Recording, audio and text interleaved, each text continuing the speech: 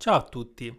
Oggi parliamo di ETF e perché sono diventati in pochi anni uno strumento prediletto per investitori di ogni estrazione. Capiremo le caratteristiche, i vantaggi e gli eventuali svantaggi di questo strumento di investimento.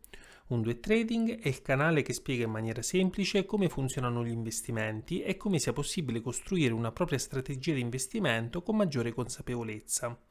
Il contenuto qui esposto è frutto di ricerca ed esperienza personale ed è inteso a solo scopo educativo. È molto importante che prima di investire facciate autonomamente approfondite ricerche e che possibilmente vi rivolgiate a consulenti finanziari indipendenti che possano indirizzarvi adeguatamente.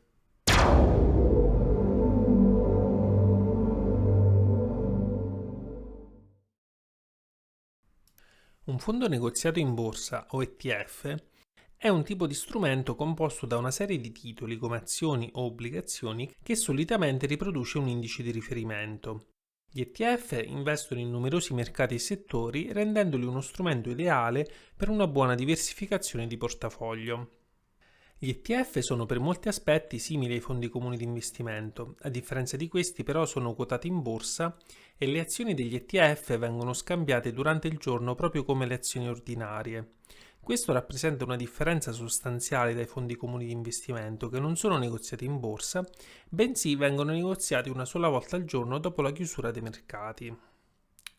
Alcuni ETF sono dei veri e propri punti di riferimento per la loro diffusione e precisione nel tracciare l'indice sottostante. Ad esempio l'ETF SPDR SP500, simbolo SPY, che replica lo Standard & Poor's 500, uno degli indici cardine della borsa statunitense, è l'ETF con il valore di AUM o Asset Under Management, ovvero la quantità di denaro investita su questo strumento da parte degli investitori, più alta in assoluto, con circa 256 miliardi di dollari al momento della realizzazione di questo video. La caratteristica peculiare degli ETF è il tipo di gestione che viene chiamata passiva, a differenza dei fondi comuni di investimento che si caratterizzano per un tipo di gestione attiva.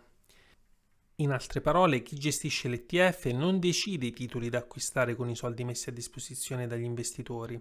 Al contrario, saranno acquistati gli stessi titoli che compongono l'indice di riferimento o benchmark, assicurandosi che vengono acquisiti con il medesimo peso percentuale. Per esempio, nel caso dell'SPY, questi sono i primi 10 titoli con il relativo peso all'interno di questo specifico ETF. Microsoft Corporation con un peso del 5,79%, Apple con 5,32%, Amazon.com col 4,07%, Facebook col 2,10%, Alphabet che detiene sostanzialmente Google con un totale del 3,4%, Johnson Johnson, Berkshire Hathaway, che sarebbe la società di gestione di Warren Buffett, Visa Corporation con l'1,3%, JP Morgan con l'1,19% e via così con tutte le altre 490 azioni che compongono questo indice. Se infatti andiamo a confrontare l'andamento dell'indice SP500 con quello dell'SPY, vedremo una correlazione 1 a 1 dell'andamento dell'ETF rispetto all'indice benchmark. Gli ETF hanno un costo annuale particolarmente conveniente, in inglese si parla di expense ratio. Facendo due conti, se un ETF ha un expense ratio dello 0,5%, questo si traduce in 5 euro di spesa per ogni 1000 euro investiti. Le commissioni dell'ETF vengono detratte per pagare i costi di gestione e i costi operativi del fondo. L'investitore riceverà il rendimento totale dell'ETF al netto delle spese. Negli ultimi tempi la popolarità degli ETF è cresciuta notevolmente, passando da 700 miliardi investiti nel 2008 a quasi 5 trilioni nel 2018, come vediamo nel grafico. Questo anche grazie alla facilità intrinseca di generare un portafoglio diversificato sia per tipologia di asset, quindi azioni, obbligazioni, commodities, eccetera, sia per mercato, USA, Europa, paesi emergenti, eccetera, sia per settore tecnologico, energetico, finanziario, eccetera, per valuta e via dicendo. Esistono varie tipologie di ETF a disposizione degli investitori che possono essere incentrati ad esempio sulla generazione di dividendi o sull'aumento dei prezzi e per coprire o compensare parzialmente il rischio nel portafoglio di un investitore. Di seguito riportiamo le principali categorie di ETF. Asset ETF, le cui sottocategorie principali sono azionario, che come detto possono ricostruire l'andamento di diversi indici legati a diversi settori o mercati, obbligazionario. Gli ETF obbligazionari offrono esposizione a diversi tipi di obbligazioni. Queste possono includere titoli di Stato e obbligazioni societarie di varia durata ed esposizione al rischio. Commodity, in grado di offrire esposizione a vari prodotti fisici tra cui metalli, petrolio, cereali, bestiame, caffè e zucchero. Alcuni ETF sulle materie prime si concentrano su una singola commodity, per esempio oro, mentre altri offrono un'esposizione più ampia a un ampio numero di materie prime. Poi ci sono gli ETF settoriali, le cui categorie principali sono tecnologico, per esempio l'ETF con il più grande valore di gestione è l'ETF con il simbolo QQQ della Invesco, con 100 miliardi circa di capitale gestito e che riproduce l'andamento del Nasdaq americano. Energetico, tipicamente aziende petrolifere o specializzate in gas naturale, ma esistono anche ETF specializzati in energie pulite. Real estate o immobiliare, settore che ha avuto sempre un buon successo dovuto alla capacità di offrire buoni rendimenti durante i mercati rialzisti, con la caratteristica di avere bassa correlazione con gli investimenti azionari e obbligazionari tradizionali.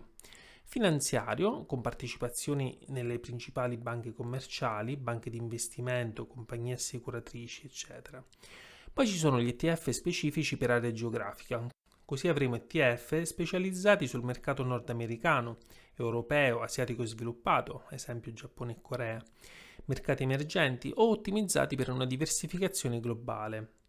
Gli ETF valutari invece investono in valute come il dollaro statunitense, lo yen giapponese o il dollaro australiano, che tipicamente aumentano di valore quando la valuta oggetto dell'ETF si rafforza e scendono di valore quando la valuta stessa si deprezza.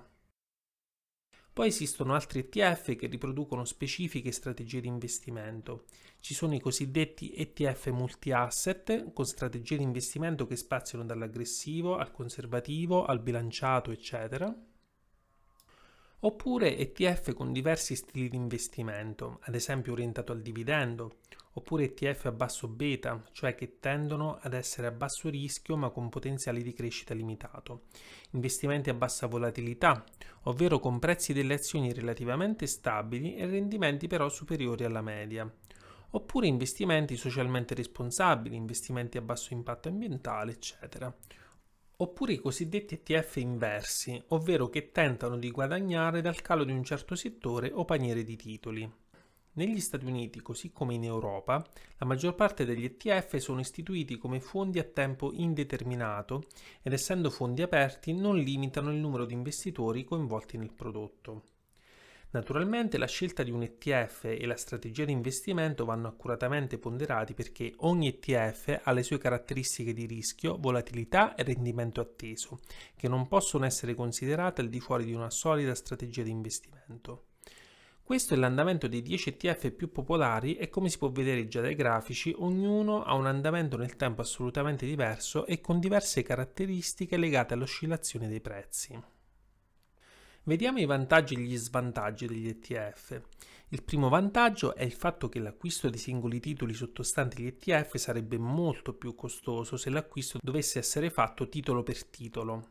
Quindi in generale ci saranno minori commissioni di intermediazione proprio per il minor numero di transazioni eseguite. Infatti i broker applicano in genere una commissione per ogni operazione.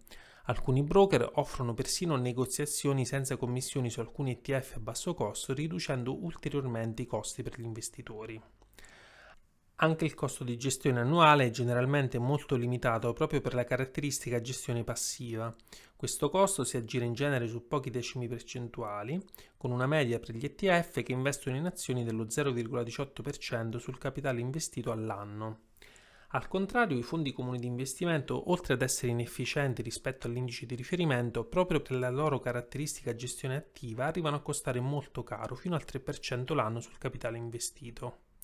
Esistono anche ETF che non seguono un indice in modo passivo, in questo caso i costi di gestione possono essere superiori. Altro vantaggio è che avendo liquidità limitata sarebbe impossibile generare la stessa diversificazione di un ETF laddove dovessero esserci titoli il cui prezzo di una singola azione fosse molto alto oppure si volesse riprodurre un paniere di titoli molto ampio. Pensate ad esempio ad un'azione Amazon che in questo momento quota $2.379 americani, o se si volesse riprodurre l'intero Standard & Poor's 500 con appunto 500 titoli diversi. Con una singola azione dell'SPDR S&P 500 citato all'inizio del video, che in questo momento quota circa $292,44, si può generare la stessa diversificazione dell'intero paniere dello Standard & Poor's 500 senza investire una fortuna. Per ricapitolare i pro: accesso a numerosi titoli in vari settori, costi di gestione bassi e minori commissioni dei broker, gestione del rischio attraverso la diversificazione, possibilità di scegliere ETF incentrati su settori, mercati, aree geografiche, eccetera. E adesso qualche contro: difficoltà a conseguire specifiche diversificazioni di portafoglio.